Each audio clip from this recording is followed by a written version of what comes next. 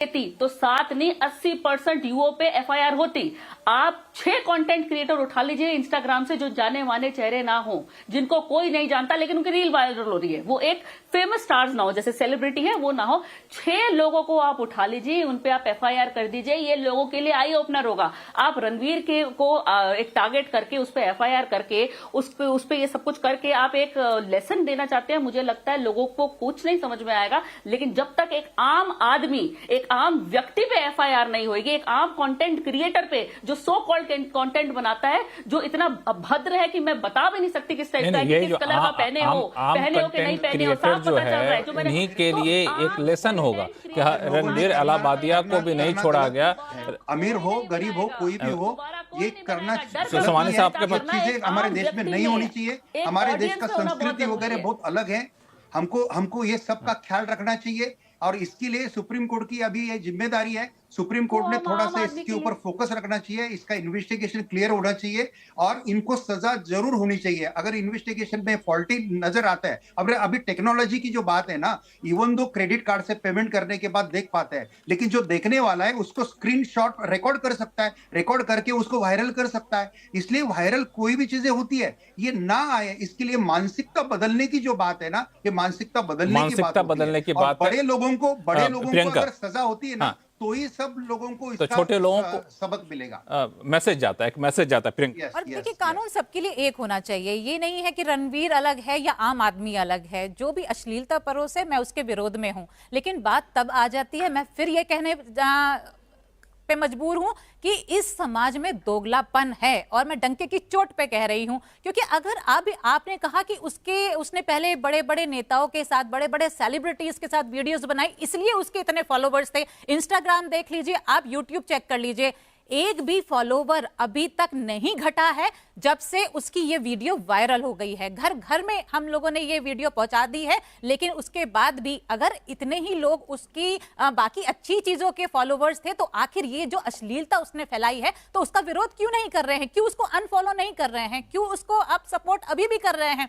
तो इस तरह के लोगों की जो मानसिकता है, हमें उसको बदलना पड़ेगा। हमें लोगों की नसों तक पहुंचना है। उनके अंदर जो ये अश्लीलता फैल गई है ना, और ये अश्लीलता एक दिन में नहीं फैली है, ये वर्षों से चली आ रही है लगातार। बॉलीवुड से लेकर के सारी इंडस्ट्रीज में देख लीजिए, इसी तरह की अश्लीलता परोसी जा रही है। जब तक हम इस पर कानूनी रोक नहीं लगाएंगे, तब तक ये रुकने वाली नहीं है। और कानून का शिकंजा जो अभी कहा जा रहा है ना, अभी तक ऐसा कोई कानून नहीं है। अभी वल्गैरिटी और ऑब्ससीनिटी में अभी भी डिफरेंशिएट नहीं किया गया है। अभी भी आराम से मैं भी बैठी हूं, आप भी बैठे हैं, नेक्स्ट डिबेट होगी, आराम से बच के निकल जाएंगे। जब तक सख्त कानून नहीं बनेगा, बहुत सख्त कानून की बहुत जरूरत है। दिनेश जोतवानी जी, यहाँ पे आपको लगता है कि सख्त कानून लाया जाए, या फिर जिस तरीके से इंडस्ट्री ग्रो कर रही है वहां पे पहले इंडस्ट्री को एक मौका दिया जाए कि एक सेल्फ रेगुलेशन होना चाहिए? आपका क्या मानना है? हाँ, मेरे ख्याल से सेल्फ रेगुलेशन होना चाहिए। इसमें एक नया कानून ऑलरेडी स्ट्रिक्ट है, ऐसी बात नहीं है। कानून में इनको सजा हो सकती है, फाइन हो सकता है, और अभी तक तो सिर्फ बेल पे आर्ग्यूमेंट हो रहा है। देखिए, एक बात मैं ये कहना चाहूंगा, इस केस में ज्यादा इन्वेस्टिगेशन की जरूरत नहीं है। जब ये रणवीर अलाहाबादिया जाएंगे पुलिस के पास इन्वेस्टिगेशन के लिए, उनको स्टेटमेंट देनी है, उन्होंने तो पहले ही माफी मांग ली है। इसमें कोई डिस्प्यूटेड फैक्ट है ही नहीं भाई। तब इन्वेस्टिगेशन होना तो कोई डिस्प्यूटेड फैक्ट हो। There is no disputed fact है, और सुप्रीम कोर्ट ने भी ये माना। हाँ, ये जरूर आज 2 केसेस साइट किए गए पास्ट के, और उन केसेस में एक था नुपुर शर्मा का केस था, और एक अपूर्व जजमेंट पिछले साल ही आई थी। उन जजमेंट्स के हिसाब से कि प्रोफेनिटी या ऑब्ससेनिटी ऐसी होनी चाहिए जो आपको सेक्सुअली अराउज करे, इन जजमेंट्स के हिसाब से। तो जो वकील साहब ने बोला, वो ये बोला कि ये बिल्कुल वल्गर स्टेटमेंट्स हैं, पर ये 296 के एम्बिट में नहीं आती हैं, जो कि मेरे ख्याल से अच्छा आर्ग्यूमेंट किया डॉक्टर चंद्रचूड़ ने। लेकिन बात यह है, मैं ये कहूंगा कि आपको कोई नया कानून की जरूरत नहीं है। इसमें हमें सेल्फ रेगुलेशन, जैसे इंडस्ट्री, जैसे टेलीकॉम इंडस्ट्री करती है, जैसे बॉलीवुड को अपनी सेल्फ रेगुलेशंस करनी चाहिए at the end of the day. मैं इसमें बिलीव करता हूं कि आज जो आर्ग्यूमेंट हुए बहुत हाई क्वालिटी हुए, जजमेंट्स जो साइटेड थी वो जजमेंट्स भी बहुत इस केस पे बिल्कुल एक्यूरेट थी, जहां पे बात की गई थी नुपुर तो शर्मा कुछ जी की। आपकी बातों में प्रियंका को जोड़ना चाहती हैं। प्रियंका, नहीं, लक्ष्मण रेखा होनी चाहिए, मैं मानती हूँ, लेकिन कितने लोग इस लक्ष्मण रेखा को फॉलो करते हैं या अपने ऊपर इंप्लीमेंट करते हैं, ये भी देखना पड़ेगा। लोग तो रील बनाने के चक्कर में अपनी जान का रिस्क ले लेते हैं, पहाड़ों पर से गिर गए, मर गए, और न जाने किस तरह के, मतलब महाकुंभ तक नहीं छोड़ा, किस तरह से टॉवल पहन करके रील्स बना रहे हैं और क्या क्या नहीं कर रहे हैं। ना धर्म की चिंता है, ना किसी चीज की चिंता है। ऐसे लोगों को आप कैसे समझाएंगे?